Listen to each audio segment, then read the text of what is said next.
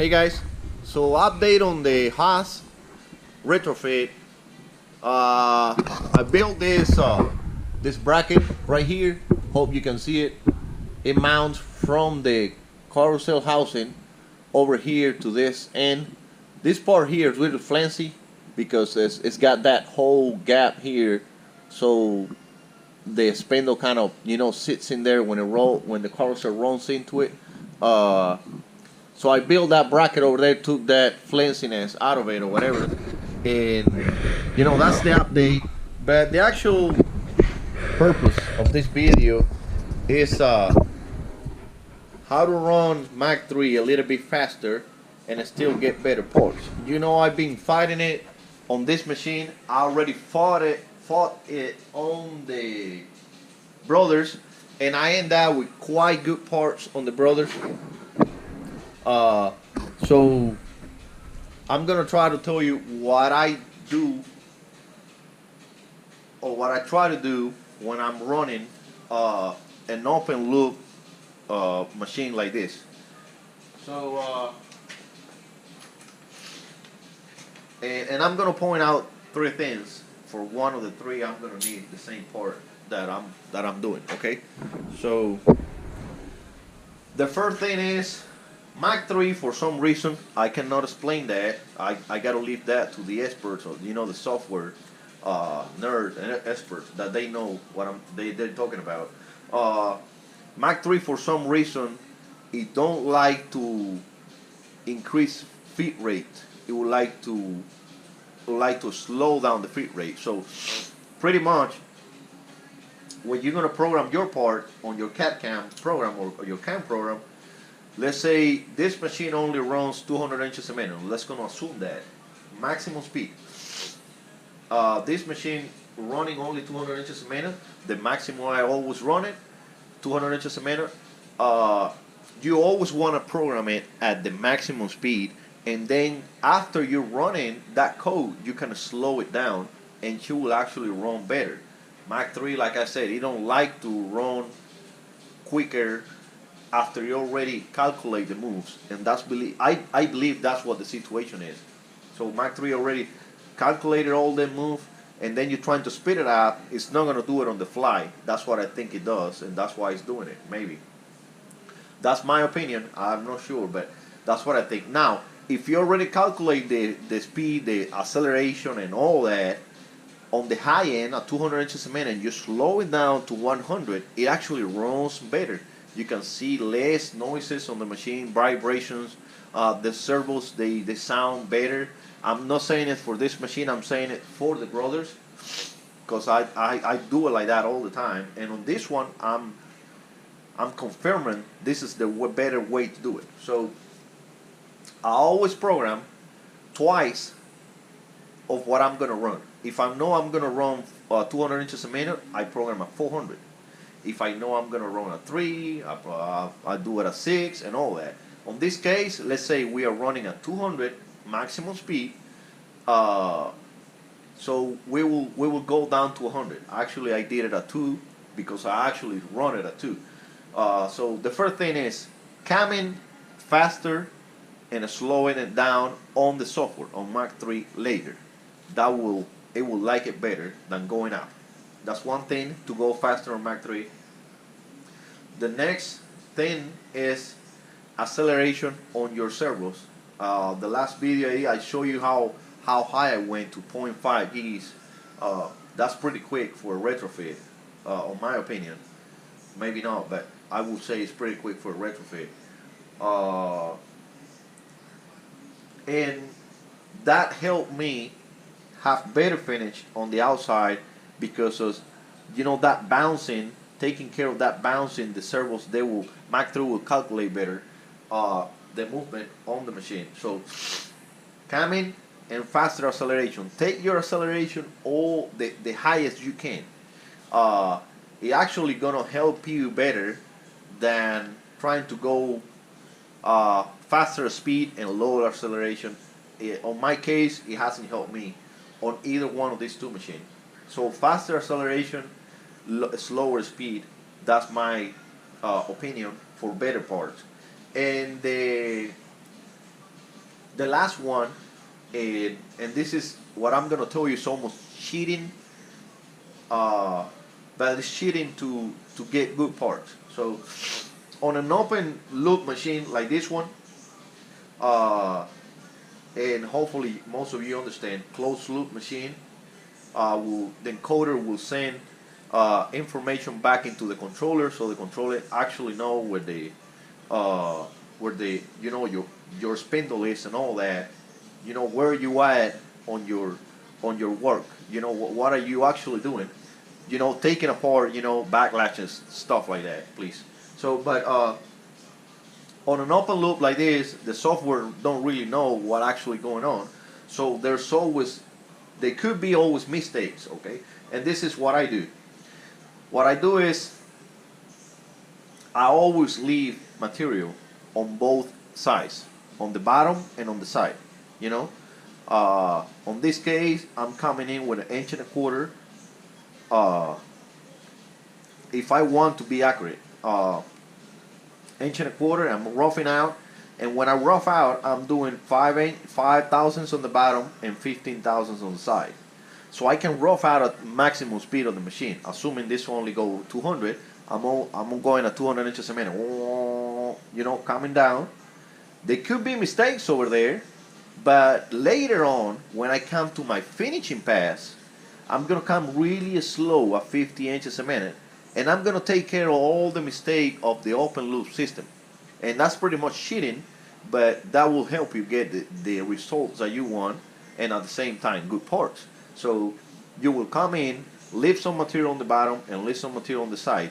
Never, on my opinion, never leave material on the side only if you're not yes, on the side only if you're not able to. I mean, if you're able to leave it on both sides, you know, in my case, a 1/2 inch will take care of both the bottom and the side, and the part will look good. And it looked like I did a good job on camming and all that. It's not a good job. It's pretty much cheating, but my parts comes out good. It looks good on the bottom and on the side because it's the same tool taking care of both operations, the bottom and the side, and all the mistakes that I did before trying to go fast. Hopefully you understood all that. So we're gonna go ahead and run this one. Just running pretty good. I'm getting my 40 millimeters over there. X and Y the same size, so X and Y is not moving more one than the other one. My Z-axis is okay. I believe I'm gonna have to add another 1,000 to it, so another 5 steps per 5 to 4 steps per take 4 to 5 steps per, so I can get 1,000 off where I'm going. But other than that, it's good. Let me run it. So those 3 points, camming faster than what you're gonna run, acceleration, take it to the max, the maximum you can on your system, and the other thing is, cheating with the tooling. Make sure you do a roughing pass as quick as you can, so and then you finish later with a very slow pass. I would say 25% of your roughing pass. Okay, let's run this.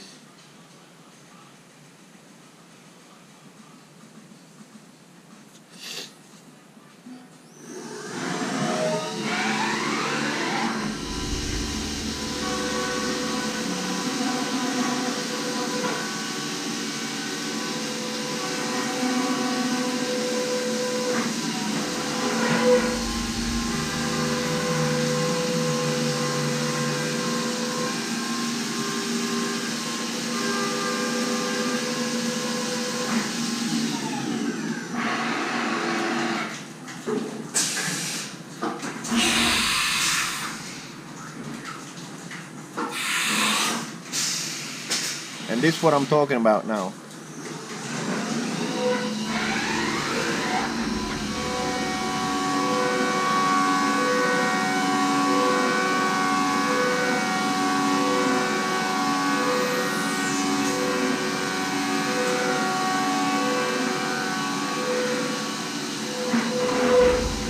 So that tool maybe has a lot of run out. Besides, you know, Mach3 is not perfect and all that.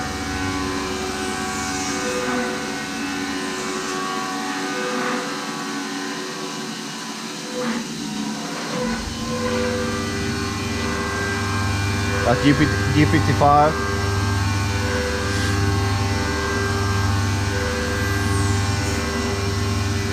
That's 200 inches a minute. I'm not slowing down Mach3 or nothing, it's running at 200.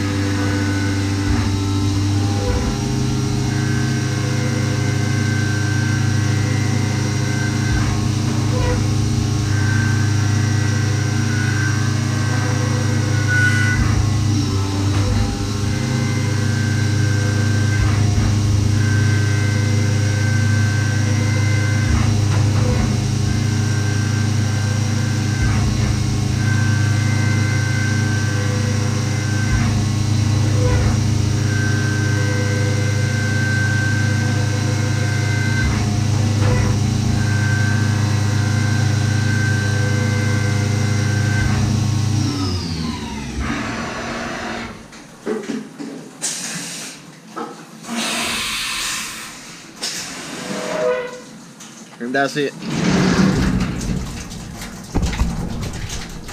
So that's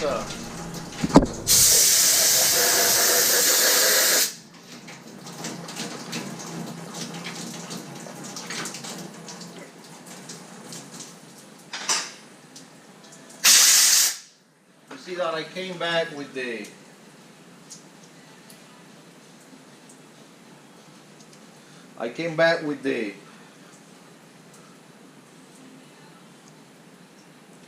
you know, this is a caliper. Just push it a little bit, it will go down to 3.9. It's crazy, you know, a caliper like this. But anyway, I'm really close to it, you know, 3.9, 40. So it is doing okay. I'm really happy the way it's working. I still got to do more things. I got to work on my oil skimmer. I got oil everywhere now, and I only got a few ounces here on the machine. I will say maybe already used, I don't know, 3, 4, 5 ounces put into the machine, but I can see the oil on the coolant, so I got to take care of that. Other than that, guys, I hope you got some good or bad information out of this. Let me know in the comments what am I doing wrong and whatnot, and that way I can learn a little bit more. I need it. So that's it, guys. Thank you for watching, and I'll see you in the next one. Have a good day.